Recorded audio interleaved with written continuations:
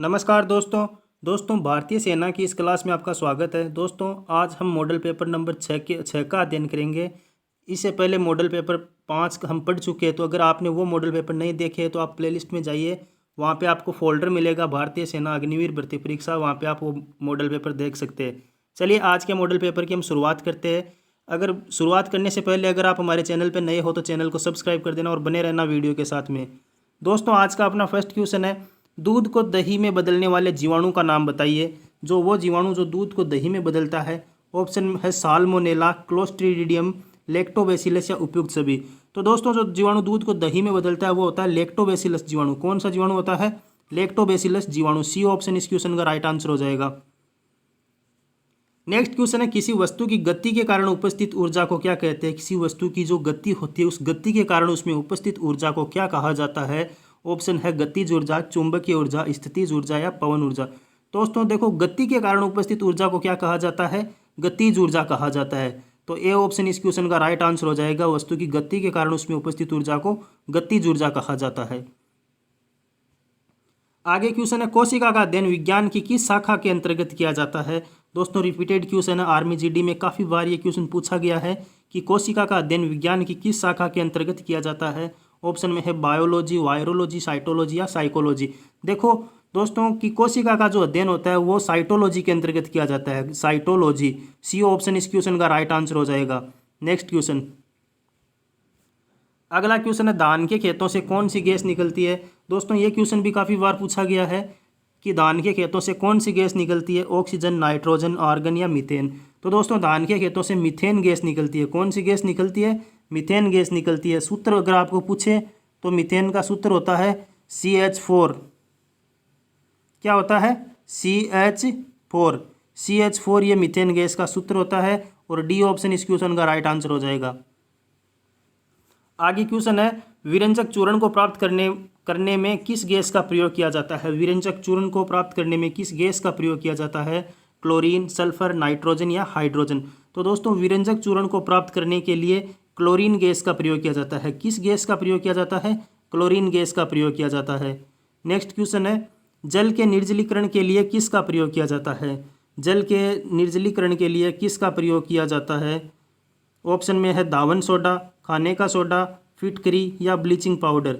तो दोस्तों जल के निर्जलीकरण में देखो ब्लीचिंग पाउडर का प्रयोग किया जाता है। किसका प्रयोग किया जाता है? ब्लीचिंग पाउडर का प्रयोग किया जाता है। डी ऑप्शन इस क्वेश्चन का राइट आंसर हो जाएगा।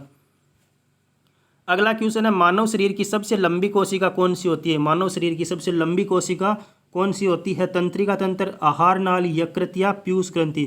तो दोस्तों जो तंत्रिका तंत्र होती है वो मानव शरीर की सबसे लंबी कोशिका होती है। कौन सी होती है? तंत्रिका तंत्र। नेक्स्ट क्वेश्चन, आगे क्वेश्चन है, मानव खोपड़ी में अस्थियों की संख्या कितनी होती है? दोस्तों रिपीटेड क्वेश्चन है, काफ़ी बार पूछा गया है कि मानव खोपड़ी में अस्थियों की संख्या कितनी होती है? 7, 9, 12 या 8। तो दोस्तों जो मानव खोपड़ी में अस्थियाँ होती है वो होती है 8। मानव की खोपड़ी में 8 अस्थियाँ पाई जाती है। डी ऑप्शन इस क्वेश्चन का राइट आंसर हो जाएगा। नेक्स्ट क्वेश्चन है, मानव की लार में कौन सा एंजाइम पाया जाता है? मानव लार में कौन सा एंजाइम पाया जाता है?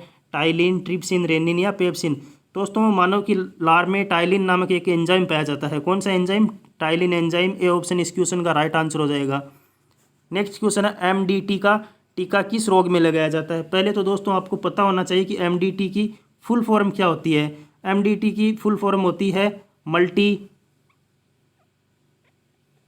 Multi drug therapy. Multi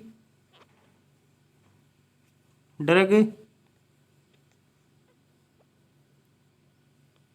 therapy.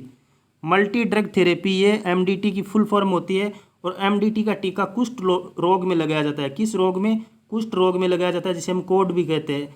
MDT का टीका कुष्ठ रोग में लगाया जाता है। MDT की फुल फॉर्म होती है multi drug therapy. Next question, आगे क्वेश्चन है, जीवाणु का अध्ययन विज्ञान की किस शाखा के अंतर्गत किया जाता है? जीवाणु का अध्ययन विज्ञान की किस शाखा के अंतर्गत किया जाता है? ऑप्शन में है बैक्टीरियोलॉजी, मायोलॉजी, टोपोलॉजी या एनालॉजी। तो दोस्तों बैक्टीरियोलॉजी के अंतर्गत जीवाणुओं का अध्ययन किया जाता है। ए ऑप्शन इस क्वेश्चन का राइट आंसर हो जाएगा। नेक्स्ट क्वेश्चन है, वायुमंडलीय दाब को मापने की इकाई कौन सी है? वायुमंडलीय दाब को मापने की इकाई कौन सी है? बैरोमीटर, हाइड्रोमीटर, पास्कल या बार। तो वायुमंडलीय दाब को मापने की इकाई होती है बार, जो कि डी ऑप्शन में है। डी ऑप्शन इस क्वेश्चन का राइट आंसर हो जाएगा। आगे क्वेश्चन है, इनमें से कौन सा ज्योति तीव्रता का मात्रक है। ज्योति तीव्रता का मात्रक हमें पूछा गया है डायरेक्ट क्वेश्चन में। तो देखो ग्रेन, कैंडेला, ज्योति फ्लक्स या पास्कल। तो ज्योति तीव्रता का मात्रक होता है दोस्तों कैंडेला, जो कि बी ऑप्शन में है, अतः बी ऑप्शन इस क्वेश्चन का राइट आंसर हो जाएगा। नेक्स्ट क्वेश्चन है, फोटोग्राफी में किस अम्ल का प्रयोग किया जाता है। फोटोग्राफी में प्रयुक्त अम्ल वो आपको बताना है कि किस अम्ल का प्रयोग फोटोग्राफी में किया जाता है। ऑप्शन में है नाइट्रिक अम्ल, साइट्रिक अम्ल, एथेनोइक अम्ल या ऑक्जेलिक अम्ल। तो दोस्तों फोटोग्राफी में ऑक्जेलिक अम्ल का प्रयोग किया जाता है। डी ऑप्शन इस क्वेश्चन का राइट आंसर हो जाएगा। आज का अपना अंतिम क्वेश्चन है, कोशिका भित्ति किसकी बनी होती है। कोशिका भित्ति की संरचना किससे निर्मित होती है, किससे बनी होती है। ऑप्शन में है तंत्रिका, प्रोटीन, सेल्यूलोज या वसा। तो दोस्तों कोशिका भित्ति सेल्यूलोज की बनी होती है। सी ऑप्शन इस क्वेश्चन का राइट आंसर होगा। सेल्यूलोज से कोशिका भित्ति का निर्माण होता है। तो दोस्तों ये था आज का अपना मॉडल पेपर, जो कि इंपॉर्टेंट रिपीटेड क्वेश्चन इसमें शामिल किए गए थे। आपको कैसे लगे कमेंट करके जरूर बताना। पसंद आए तो लाइक करना, कमेंट करना और चैनल को सब्सक्राइब करना। थैंक यू दोस्तों, जय हिंद।